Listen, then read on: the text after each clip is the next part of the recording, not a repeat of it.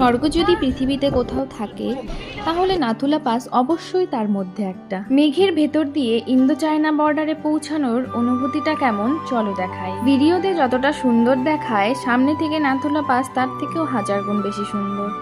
আর আজকে তোমাদের পুরো জার্নিটা দেখাবো গ্যাংটক থেকে ইন্দো চায়না বর্ডার পর্যন্ত। নমস্কার, আমি পূরবী। তোমাদের সবাইকে আবারও স্বাগত জানাই নতুন একটি ব্লগে। আজকে আমাদের সিকিম ট্রিপের 3rd ডে। আর আজকের দিনটার জন্য আমি সবচেয়ে বেশি এক্সাইটেড ছিলাম, কারণ আজ আমরা যাচ্ছি নাথুলা পাস, যেটা ইন্দো চায়না বর্ডারে অবস্থিত। চলো তাহলে আজকের জার্নিটা শুরু করা যাক। নাথুলা পাস ভারতের অন্যতম সুন্দর আর ঐতিহাসিক জায়গা। সমুদ্রপৃষ্ঠ থেকে প্রায় 14,140 ফুট উচ্চতায় অবস্থিত। এই জায়গাটা শুধু প্রকৃতির সৌন্দর্যের জন্যই নয়, ভারত চীন সীমান্ত দেখার জন্য খুব বিখ্যাত। আজকে আমাদের ঘুম ভেঙে গিয়েছিল ভোর 5টায়, কারণ ঠিক সকাল 6টার মধ্যে আমাদের বাস স্ট্যান্ডে পৌঁছাতে হতো। সেখান থেকে শেয়ার গাড়ি ছাড়বে নাথুলার উদ্দেশ্যে। আমরা দুজন ছিলাম, তাই পার্সোনাল গাড়ি না নিয়ে শেয়ার গাড়ি বুক করেছিলাম। আগের রাতেই বুকিং করে রেখেছিলাম, তাই সকালে আর কোনো টেনশন ছিল না। ফ্রেশ হয়ে রেডি হয়ে আমরা হোটেল থেকে বেরিয়ে পড়লাম। সকালের গ্যাংটক সত্যি বলছি এক অন্যরকম সুন্দর।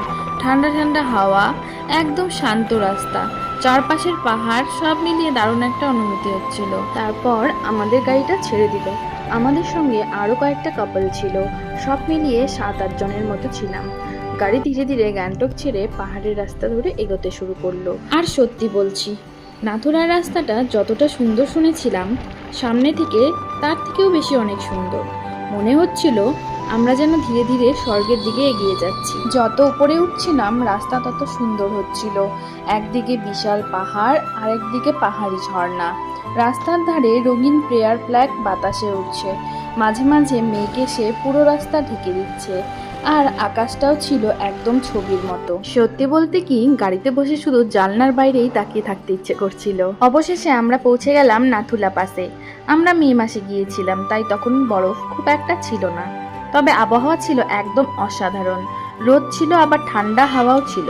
এখানে এসে শুধু জায়গাটার সৌন্দর্য নয়, আমাদের দেশে সেনারা যে কঠিন পরিবেশেও সীমান্ত পাহারা দেন, সেটাও খুব কাছ থেকে অনুভব করা যায়। তবে আজকে শুধু নাথুলা পাসে পৌঁছানো পর্যন্তই রাখলাম, কারণ আসল নাথুলা পাসের অভিজ্ঞতা ইন্দো চায়না বর্ডার, চীনের দিকের উপরের ভিউ, উপরে ওঠা সিঁড়ি, প্রচণ্ড ঠান্ডা আর মেঘের মধ্যে দিয়ে দাঁড়িয়ে থাকা, সবকিছুই দেখাবো পরের ভিডিওতে। তাই পরের ভিডিওটি কিন্তু একদম মিস করো না, কারণ নাথুলা পাসের আসল সৌন্দর্য আর আমাদের পুরো বর্ডার এক্সপিরিয়েন্সটা তখনই শুরু হবে। আজকের ভিডিওটা এখানেই শেষ করছি। ভালো লাগলে একটা লাইক দিও আর কমেন্ট করে জানিও তোমাদের মধ্যে কে কে নাথুলা পাস যেতে চাও। দেখা হবে পরের ভিডিওতে নাথুলা পাসের একদম বর্ডারে, যেখান থেকে চোখের সামনে দেখা যায় চীনের বর্ডার।